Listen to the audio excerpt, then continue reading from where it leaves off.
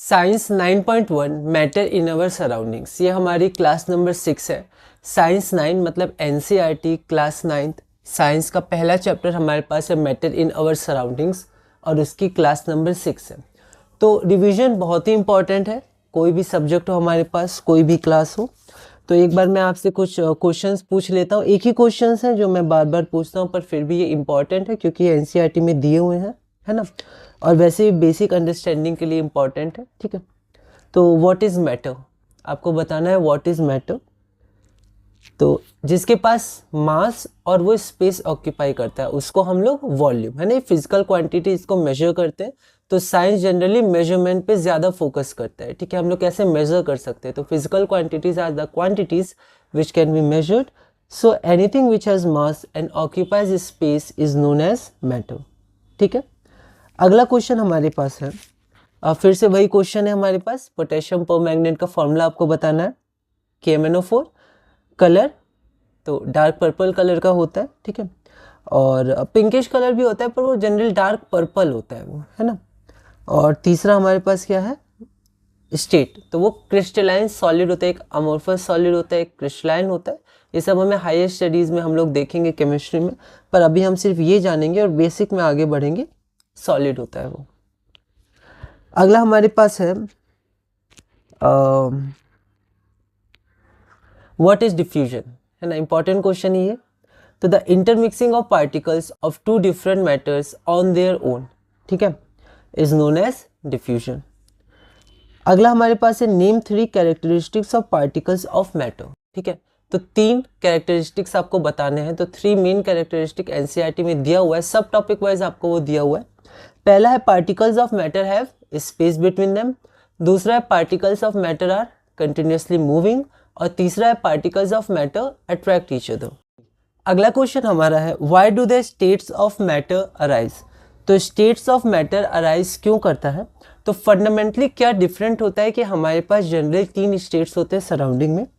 तो जो हमारा मेन डिफरेंस या फंडामेंटल डिफरेंस होता है वो होता है पार्टिकल्स के कैरेक्टरिस्टिक्स में, क्योंकि हर मैटर पार्टिकल से बना होता है। तो चाहे वो सॉलिड हो, लिक्विड हो या गैस, उनमें पार्टिकल्स होते हैं उनके, तो उनके बीच में कैरेक्टरिस्टिक्स का डिफरेंस होता है, जिसके कारण different states of matter arise करते हैं। अगला क्वेश्चन है rubber band is a solid but it changes its shape on stretching, ऐसा क्यों, आप बताइए। तो रबर बैंड सॉलिड होता है और जनरली सॉलिड का एक डेफिनेट शेप होता है, लेकिन यहाँ पर चेंज इन शेप होता है उस फोर्स के कारण। ठीक है, वो फोर्स हटता है तो आपका वापस वही शेप वो रिगेन कर लेता है। उसके बाद आपको बताना है फ्लूइड्स क्या होते हैं, सॉलिड, लिक्विड, गैस या लिक्विड और गैस। तो लिक्विड और गैस दोनों को हम लोग फ्लूइड्स कहते हैं। उसके बाद एलपीजी का फुल फॉर्म बताइए, लिक्विफाइड पेट्रोलियम गैस, सीएनजी का कंप्रेस्ड नेचुरल गैस। उसके बाद अगला हमारा क्वेश्चन है कि वो कौन से 2 मेन फैक्टर्स होते हैं जो किसी के स्टेट को डिटरमाइन करते हैं। तो पहला होता है टेम्परेचर, दूसरा प्रेशर। तो मेल्टिंग पॉइंट क्या होता है, व्हाट इज मेल्टिंग पॉइंट, इसको एक बार डिफाइन करिए। तो melting point is that minimum temperature at which solid is converted into liquid at the standard atmospheric pressure, generally 1 atm मान लेते हैं। ठीक है, अगला कि melting point of a solid indicate क्या करता है, किसी सॉलिड का मेल्टिंग पॉइंट ज्यादा है, किसी का कम है, तो उससे हमें क्या फिजिकल सिग्निफिकेंस समझ में आता है। तो मेल्टिंग पॉइंट इंडिकेट करता है the strength of the force of attraction between the particles of that given matter. ठीक है, तो जिसका मेल्टिंग पॉइंट ज्यादा होगा, ठीक है, जिसका मेल्टिंग पॉइंट ज्यादा होगा उसमें जो फोर्स ऑफ अट्रैक्शन होगा पार्टिकल्स के बीच उस मैटर का वो अधिक होगा। मेल्टिंग पॉइंट ऑफ आइस क्या है, तो 0 डिग्री सेल्सियस या 273.15 केल्विन, और यहाँ पर प्रेशर हमारा 1 standard atmospheric pressure that is 1 atm को हम लोग एज्यूम करते हैं। ठीक है, फिर रिलेशन बताना है डिग्री सेल्सियस और केल्विन में, मतलब 0 डिग्री सेल्सियस कितना केल्विन होता है 273.15 या 273 हम लोग अप्रॉक्स में लेते हैं। 10 डिग्री कितना हो जाएगा, तो 273 kelvin plus 10 that is 283 kelvin. ठीक है, तो वैसे ये क्वेश्चन एनसीईआरटी एक्सरसाइज में भी था कि केल्विन दिया हुआ है तो डिग्री सेल्सियस में चेंज करना है, डिग्री सेल्सियस दिया है तो हमें केल्विन में चेंज करना है। ठीक है, ओके, तो अब हम लोग शुरू करते हैं अपनी क्लास नंबर 6। हमारी क्लास नंबर 6 का पहला क्वेश्चन है कि व्हाट इज फ्यूजन, फ्यूजन क्या होता है। तो फ्यूजन क्या होता है, प्रोसेस ऑफ मेल्टिंग होता है। तो जो मेल्टिंग होता है हमारा, ठीक है, सॉलिड से लिक्विड कन्वर्ट जो होता है, वो जो प्रोसेस होता है, the process of conversion of solid, ठीक है, into liquid state is known as fusion. तो यहाँ देखते हैं, the process of melting that is the change of solid state into liquid state is known as fusion. NCERT में अच्छे से एक डायग्राम बना के दिया है कि किस स्टेट से किस स्टेट में जाए तो वो प्रोसेस क्या होता है। तो ये सब टर्म साइंस में, मैथ्स में बहुत इंपॉर्टेंट होती है, हमें ध्यान रखना है। तो यहाँ पर सॉलिड स्टेट से जब हम लोग लिक्विड में जाते हैं तो ये जो प्रोसेस होता है, इस प्रोसेस को हम लोग फ्यूजन कहते हैं, ठीक है। अगला हम लोग देखते हैं, when a solid melts its temperature remains the same, so where does the heat energy go. ये इंपॉर्टेंट क्वेश्चन है कि एक्चुअली होता क्या है। जैसे मान लेते हैं बीकर है हमारे पास, ठीक है, इस बीकर में हमारे पास लिक्विड है, ठीक है, लिक्विड या आइस है ना, फ्यूजन। तो पहले सॉलिड स्टेट होगा हमारे पास, तो यहाँ पर हमारे पास क्या है, आइस है, ठीक है। तो अब क्या किया मैंने, यहाँ पर इसको हीट किया, ऐसे बर्नर है, ठीक है, तो यहाँ पर ये हीट हो रहा है, हीट एनर्जी जा रही है, ठीक है। तो यहाँ पर ये क्या करेगा, आइस धीरे धीरे मेल्ट करेगा, ठीक है। तो मान लेते हैं यहाँ पर हमारे पास थर्मोमीटर है जो यहाँ 0 डिग्री शो कर रहा है, ठीक है, इसका रीडिंग क्या है 0 डिग्री सेल्सियस, ठीक है। अब हीट जा रही है, तो हमें पता है जब भी हम किसी चीज़ को हीट करते हैं तो हमारा जो होता है वो जो टेम्परेचर होता है वो बढ़ता है, ठीक है। तो मान लेते हैं 0 डिग्री पर है, या हम लोग बाद से शुरू करते हैं, मान लेते हैं -10 डिग्री पर था शुरू में, तो हीट देंगे तो -8, -7, -6, -5 ऐसे करते करते 0 डिग्री पर आएगा, ठीक है। हीट देंगे तो टेम्परेचर क्या होता है, बढ़ता है, तो -10 से बढ़ेगा तो -9, -8 ऐसे करके, ठीक है। 0 डिग्री के बाद क्या होता है, 0 डिग्री के बाद वो बढ़ता नहीं है, जबकि हीट हम लोग दे रहे हैं, ठीक है। तो यहाँ पर क्या होता है, ये मेल्ट होना शुरू होता है और यहाँ पर आपका पानी का फॉर्मेशन शुरू हो जाता है, ठीक है। तो ये क्या होता है, लाइटर देन वाटर होता है, तो ऐसे ऊपर आता है, पानी में कन्वर्ट होता है, ठीक है, और ये धीरे धीरे कन्वर्ट होना शुरू हो जाता है वाटर में।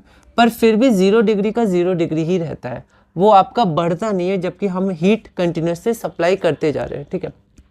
फिर ये क्या करता है, और मेल्ट होता है, और मेल्ट होता है, पर फिर भी ये 0 डिग्री ही रहता है, पर टेम्परेचर बढ़ना चाहिए, क्योंकि हीट दे रहे हैं तो टेम्परेचर बढ़ना चाहिए, ठीक है। फिर ये वाटर हो जाता है पूरा 0 डिग्री सेल्सियस पे, ये लिक्विड हो जाता है, पहले सॉलिड था। अब जब ये पूरा लिक्विड हो गया, फिर हम लोग हीट देंगे, तब ये बढ़ेगा 1 डिग्री, 2 डिग्री, 3 डिग्री ऐसे करके, ठीक है। तो ये ऑब्जर्वेशन किया गया, ठीक है, क्योंकि जनरली जब हम लोग साइंस करते हैं तो साइंटिफिक मेथड होता है, उसमें सबसे पहले ऑब्जर्व करते हैं कि क्या हो रहा है, फिर हम लोग सोचते हैं कि ऐसा क्यों हो रहा है। तो यहाँ पर जो ऑब्जर्व किया गया कि 0 डिग्री पे आके वो आपका टेम्परेचर रीडिंग देना, मतलब वो टेम्परेचर का रीडिंग फिर बढ़ा ही नहीं, ऐसा क्यों। तो ऐसा इसलिए होता है कि वो जितना भी हीट है, क्योंकि एनर्जी है, तो एनर्जी क्या होता है, neither be created nor be destroyed. तो क्लास 11th में हमें केमिस्ट्री में थर्मोडायनेमिक्स पढ़ना है, फिजिक्स में भी 11th में ही पढ़ना है थर्मोडायनेमिक्स। तो उसमें 3 लॉज होते हैं। तो उसका पहला लॉज होता है कि जो एनर्जी होता है वो डिस्ट्रॉय नहीं हो सकता है, या वो क्रिएट नहीं हो सकता है, वो क्या होता है, चेंज होते रहता है। तो यहाँ पर हीट एनर्जी दे रहा है, पर यहाँ पर शो ही नहीं कर रहा है, टेम्परेचर बढ़ना चाहिए, हीट एनर्जी दे रहा है, ठीक है। तो वो डिस्ट्रॉय तो हुआ नहीं, तो वो क्या काम क्या कर रहा है, कहाँ वो यूटिलाइज हो रहा है, ठीक है। तो यहाँ पर वो क्या होता है कि वो सॉलिड से लिक्विड को कन्वर्ट करने के लिए हमें क्या करना है, तो हमें क्या करना है कि फोर्स ऑफ अट्रैक्शन, ठीक है, हमने पिछली क्लास में भी देखा था कि जो फोर्स ऑफ अट्रैक्शन है उसको हमें तोड़ना पड़ेगा, ठीक है, क्योंकि लिक्विड में जो मॉलिक्यूल्स होते हैं वो ज़्यादा रैंडम मूव करते हैं एज कम्पेयर टू सॉलिड्स, ठीक है। कंपेयर टू गैस बहुत ही कम होता है, पर कंपेयर टू सॉलिड वो ज़्यादा रैंडमली मूव करते हैं, ठीक है। सॉलिड में मूव इसलिए नहीं करते हैं क्योंकि सॉलिड में क्या होता है, फिक्स पोजीशन पे वो वाइब्रेट करते हैं, स्ट्रॉन्ग फोर्स ऑफ अट्रैक्शन होता है, तो वो दूर नहीं जाते मॉलिक्यूल्स को छोड़ के, अपने एटम्स या जो भी वहाँ पर आपका है तो उसको वो छोड़ के, आसपास के एटम्स को छोड़ के बाहर नहीं जाते हैं, ठीक है, या बहुत रैंडम मूव नहीं करते अपने वॉल्यूम में, ठीक है। तो यहाँ पर क्या होता है कि यहाँ पर लिक्विड बनाना है तो वो हमें क्या करना है, फोर्स ऑफ अट्रैक्शन तोड़ना है। तो ये जितना भी हीट है वो फोर्स ऑफ अट्रैक्शन को तोड़ने में चला जाता है, ठीक है। तो क्वेश्चन है, व्हेन अ सॉलिड मेल्ट्स, तो जब ये मेल्ट शुरू होता है तो 0 डिग्री पे शुरू होगा मेल्ट होना, its temperature remains the same, तो टेम्परेचर हमारा सेम होता है। So where does the heat energy go, तो हीट एनर्जी कहाँ जाती है। तो आंसर देखते हैं, एनसीईआरटी के मैंने कुछ नोट्स लिए हैं अलग अलग, मतलब कुछ मॉडिफाई करके या डायरेक्ट भी कुछ नोट्स लिए हैं, ठीक है, कुछ लाइन्स छोड़ के कुछ लाइनों को लिखा है। The temperature of the system does not change after the melting point is reached, तो वाटर का मेल्टिंग पॉइंट या आइस का बोल सकते हैं, या वाटर का ही बोल सकते हैं, आइसी या सॉलिड फॉर्म में। तो मेल्टिंग पॉइंट हमारा आइस का क्या होता है, 0 डिग्री सेल्सियस होता है, ठीक है। तो the temperature of the system does not change after the melting point is reach. तो एक बार मेल्टिंग पॉइंट हम लोग रीच कर जाते हैं तो फिर आपका टेम्परेचर चेंज नहीं होता है। Till all the solid melts, ठीक है, कब तक, जब तक पूरा सॉलिड आपका वाटर में कन्वर्ट नहीं हो गया तब तक टेम्परेचर 0 डिग्री सेल्सियस ही रहेगा। एक बार पूरा वाटर में कन्वर्ट हो गया, अब आइस नहीं बचा, तो फिर उसका टेम्परेचर इंक्रीज करना शुरू हो जाएगा जैसे जैसे हम लोग हीट देंगे, ठीक है। The temperature of the system does not change after the melting point is reached till all the solid melts. This happens even though we continue to heat the beaker, that is we continue supplying heat. ये तब भी होता है 0 degree पर ही रहता है, जब हम हीट देते रहते हैं तब भी चेंज नहीं करता है, ठीक है। तो वो हीट एनर्जी कहाँ गया, कहाँ यूटिलाइजेशन हुआ उस हीट एनर्जी का। तो this heat gets used up in changing the state. तो वो स्टेट को चेंज करने में यूज हो गया, ठीक है। स्टेट अराइज क्यों करते हैं, तो हमने देखा पार्टिकल्स के कैरेक्टरिस्टिक्स से, ठीक है। तो पार्टिकल्स का एक कैरेक्टरिस्टिक हमारा होता है फोर्स ऑफ अट्रैक्शन, हमने देखा था 3 कैरेक्टरिस्टिक्स में। तो फोर्स ऑफ अट्रैक्शन सॉलिड में बहुत ज़्यादा होता है, तो अगर लिक्विड में कन्वर्ट होना है तो उसको तोड़ना पड़ेगा, ठीक है। तो this heat gets used up in changing the state, that is solid state, by overcoming, ठीक है, by overcoming the forces of attraction between the particles of the solid. As this heat is absorbed by the solid without showing any rise in temperature, तो इसलिए हमारा temperature rise नहीं होता है, solid वो heat absorb करता है और उसके फोर्स ऑफ अट्रैक्शन ब्रेक होते हैं, बॉन्ड्स ब्रेक होते हैं, ठीक है। तो as this heat is absorbed by solid without showing any rise in temperature, तो टेम्परेचर में राइज नहीं होता है फिर भी हीट एब्जॉर्ब होता है, तो एक तरह से उसको हिडन हीट मानते हैं। और हिडन का वर्ड हम लोग यूज करते हैं लेटेंट, ठीक है, लेटेंट। तो इंग्लिश में क्या होता है, अलग अलग भाषाओं से शब्द लिए जाते हैं, लैटिन से, ग्रीक से, और भी भाषा है फ्रेंच, जर्मन, और भी भाषाओं से ये लिए जाते हैं। और जनरली अगर हम लोग आगे बढ़ेंगे तो बायोलॉजी में तो आपको कई सारे ऐसे टेक्निकल टर्म्स दिए रहेंगे जो ग्रीक के डायरेक्ट होंगे, उनके रूट, उनके सफिक्स, प्रीफिक्स। लैटिन जो हमारी लैंग्वेज है उसके डायरेक्ट सफिक्स, प्रीफिक्स, ये सब यूज़ होंगे इंग्लिश में, ठीक है। उसके बाद जर्मन के, फ्रेंच के, तो ऐसे करके आपको ध्यान देना है इंग्लिश में। तो ये सब ऑर्डिनरी इंग्लिश में हम लोग ये वर्ड्स यूज़ नहीं करते हैं, पर जब हम लोग साइंटिफिक स्टडी करते हैं, आगे आप पढ़िएगा तो आपको ये सब के वर्ड्स ध्यान रखने होंगे, ठीक है। ये कई जगह यूज़ होंगे, बायोलॉजी में तो बहुत ही ज़्यादा ये यूज़ होते हैं, ठीक है। तो as this heat is absorb by the solid without showing any rise in temperature, it is considered that it gets hidden into the contents, ठीक है। तो टेम्परेचर राइज नहीं होता है फिर भी हीट दे रहे हैं, तो एक तरह से मानते हैं हीट छुप गई है, ठीक है, क्योंकि टेम्परेचर शो नहीं कर रहा है कि हीट उसे मिल रही है, सॉरी, थर्मोमीटर शो नहीं कर रहा है, टेम्परेचर राइज नहीं हो रहा है, ठीक है। तो as this heat is absorb by the solid without showing any rise in temperature, it is considered that it gets hidden into the contents of the beaker and is known as the latent heat। तो इसे latent heat कहते हैं, latent का अर्थ होता है hidden। अगला question है what is latent heat of fusion which has more energy at 0 degree Celsius, particles of ice or particles of water। ये सब क्वेश्चन इंपॉर्टेंट है, डायरेक्ट पूछे जा सकते हैं। तो latent heat of fusion क्या होता है, जैसे फ्यूजन का प्रोसेस है, तो फ्यूजन के प्रोसेस में हम लोग हीट देते हैं, फिर भी जब तक पूरा मेल्ट नहीं हो जाता है सॉलिड तब तक टेम्परेचर नहीं बढ़ता है। तो ये जो एक्स्ट्रा हीट मेल्ट करने के लिए यूज हुई उसे हम लोग बोलते हैं लेटेंट हीट ऑफ फ्यूजन। तो यहाँ देखते हैं the amount of heat energy that is required to change 1 kg of a solid, ठीक है, into liquid at atmospheric pressure. ये सब कुछ यूनिट लेते हैं, 1 kg है ना, कोई एक मास हमें क्या करना पड़ेगा, फिक्स करना होगा कि 1 kg सॉलिड आइस मान लीजिए, उसको जब तक लिक्विड में चेंज ना हो जाए तो तब तक जितना हीट चाहिए फोर्स ऑफ अट्रैक्शन को ब्रेक करने के लिए उतना हीट आपका लेटेंट हीट ऑफ फ्यूजन होगा। तो क्वेश्चन है what is latent heat of fusion. So the amount of heat energy that is required to change 1 kg of a solid into liquid at atmospheric pressure, standard atmospheric pressure मान लेते हैं 1 atm, तो at atmospheric pressure at its melting point, उसके melting point पर, क्योंकि melting point पर ही temperature increase नहीं होता है और माना जाता है वो हीट हिडन है जो फोर्स ऑफ अट्रैक्शन को ब्रेक करती है। At its melting point is known as the latent heat of fusion. अब दूसरा क्वेश्चन है which has more energy at 0 degree Celsius, particles of ice और पार्टिकल्स ऑफ वाटर। तो यहाँ हमने देखा था कि जब हमारे पास शुरू में आइस थी 0 डिग्री सेल्सियस पे, ठीक है, आइस भी थी 0 डिग्री सेल्सियस पे, अब यहाँ पर वाटर है 0 डिग्री सेल्सियस पे, क्योंकि वाटर में पूरा बदल जाए उसके बाद ही 0 डिग्री से आगे बढ़ेगा। तो यहाँ पर अगर हम लोग थोड़ा स्टॉप करें, शुरू में हमारे पास इनिशियल स्टेज क्या थी, 0 डिग्री सेल्सियस आइस, और यहाँ पर हमारे पास फाइनल स्टेट क्या है, 0 डिग्री सेल्सियस ही है, पर वो वाटर है, तो किसके पास ज़्यादा हीट होगी? तो ऑफकोर्स हमारे पास वाटर के पास ज़्यादा हीट होगी, क्योंकि इसके पास कुछ हिडन हीट है। टेम्परेचर थर्मोमीटर तो शो नहीं कर रहा है, वो तो 0 डिग्री शो कर रहा है, लेकिन हमें पता है कि प्रोसेस में इसके पास ज़्यादा हीट होगी, ठीक है। तो क्योंकि इसके पास ज़्यादा हीट होगी तो particles of water contain more heat at the same temperature that is 0 degree Celsius as compare to the particles of ice, ठीक है। So the particle in water at 0 degree Celsius, or approximately we take 273 Kelvin.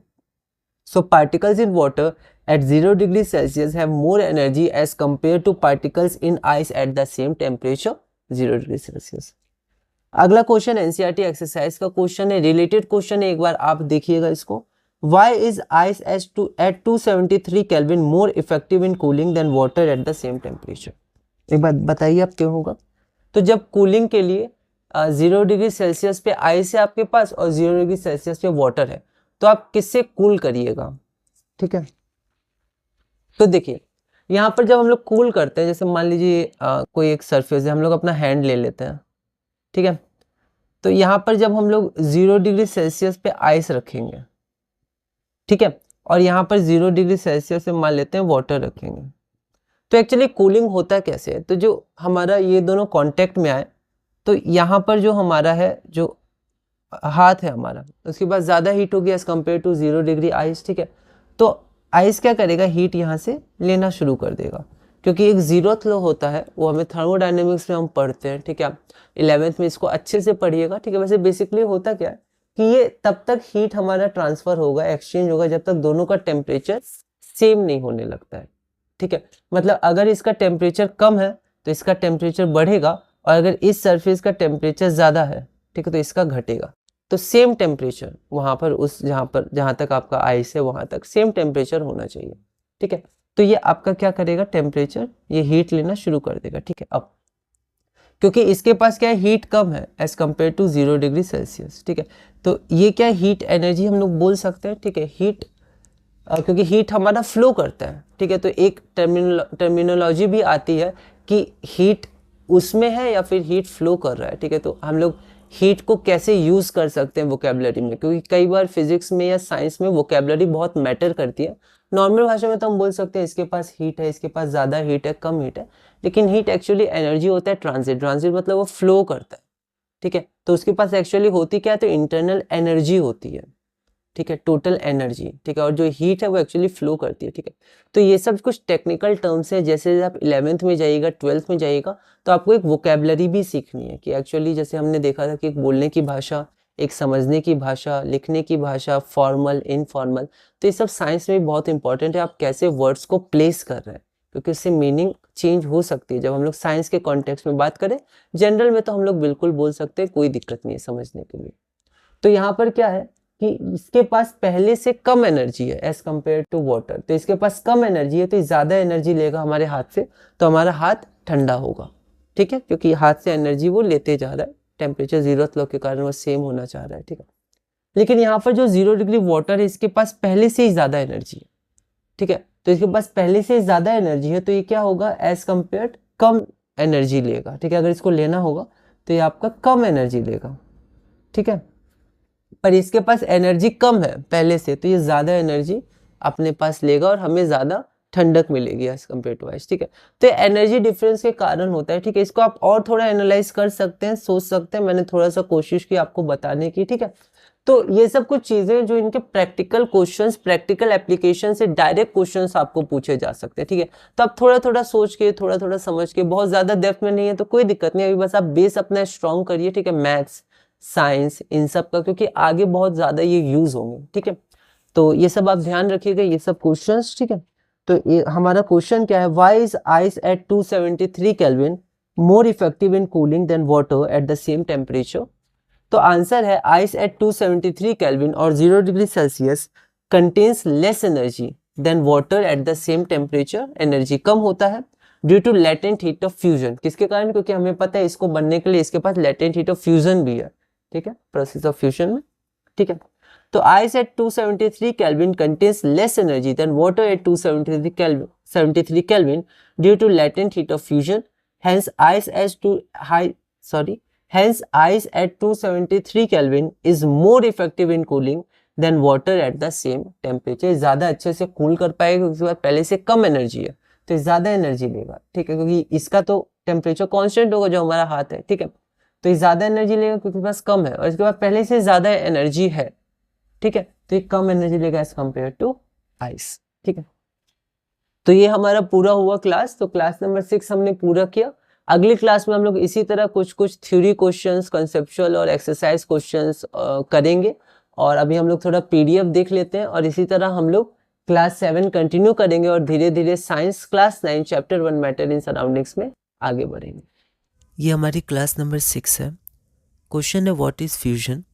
तो the process of melting that is change of solid state into liquid state is known as fusion. अगला question है when a solid melts its temperature remains the same, so where does the heat energy go. तो यहाँ देखते हैं हम लोग language में, the temperature of the system does not change after the melting point is reached till all the solid melts. This happens even though we continue to heat the beaker, that is we continue to supply heat. This heat gets used up in changing the state, that is solid state, by overcoming the forces of attraction between the particles. तो heat utilize होता है force of attraction को overcome करने में. As this heat is absorbed by the solid without showing any rise in temperature, it is considered that it gets hidden into the contents of the beaker and is known as the latent heat. तो उसको हम लोग latent heat कहते हैं। आगे हम लोग बढ़ते हैं। What is the latent heat of fusion which has more energy at 0 degree Celsius, particles of ice or particles of water? तो यहाँ देखते हैं the amount of heat energy that is required to change 1 kg of a solid into liquid at atmospheric pressure at its melting point is known as latent heat of fusion। ठीक है, तो melting point पे 1 kg solid को जब convert करने के लिए जितना हीट रिक्वायर होता है 1 kg वाटर में, या फिर अगर हम लोग लिक्विड ले लें यहाँ जनरल में, तो लिक्विड में जितना हीट रिक्वायर होता है उसको हम लोग लेटेंट हीट ऑफ फ्यूजन कहते हैं। So particles in water at 0 degree celsius, उसके पास लेटेंट हीट ऑफ फ्यूजन ज़्यादा होगा, ठीक है, क्योंकि उसका सारा एनर्जी स्टोर हो गया उस वाटर में, क्योंकि उस जो लेटेंट हीट होगा वो कन्वर्ट किया सॉलिड को लिक्विड में, लिक्विड वाटर है तो वाटर के पास वो एक्स्ट्रा एनर्जी होगा, ठीक है। So particles in water have more energy, ठीक है, तो जब हम लोग बोलते हैं इसके पास क्या है, तो हीट की जगह हम लोग यूज़ करते हैं उसके पास ज़्यादा एनर्जी है, और हीट को हम लोग फ्लो में ही यूज़ करते हैं कि हीट का फ्लो होता है, ठीक है। जब हम लोग बोलते हैं इसमें हीट है तो हीट की जगह हम लोग एनर्जी का यूज़ करते हैं कि इसमें ज़्यादा एनर्जी है हीट की जगह।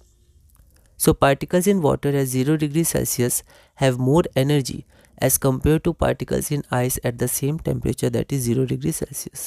अगला क्वेश्चन है why is ice at 273 Kelvin more effective in cooling than water at the same temperature? ये NCERT एक्सरसाइज का क्वेश्चन है, तो यहाँ हम लोग देखते हैं ice at 273 that is 0 degree Celsius contains less energy than water at 273 Kelvin that is 0 degree Celsius due to latent heat of fusion. Hence ice at 273 Kelvin is more effective in cooling than water at the same temperature। ठीक है, तो ये हमारा पूरा हुआ। अगली video में हम लोग आगे बढ़ेंगे, क्वेश्चन 39 से कंटिन्यू करेंगे और धीरे धीरे अपनी science class 9 chapter 1 matter in surroundings में आगे बढ़ेंगे।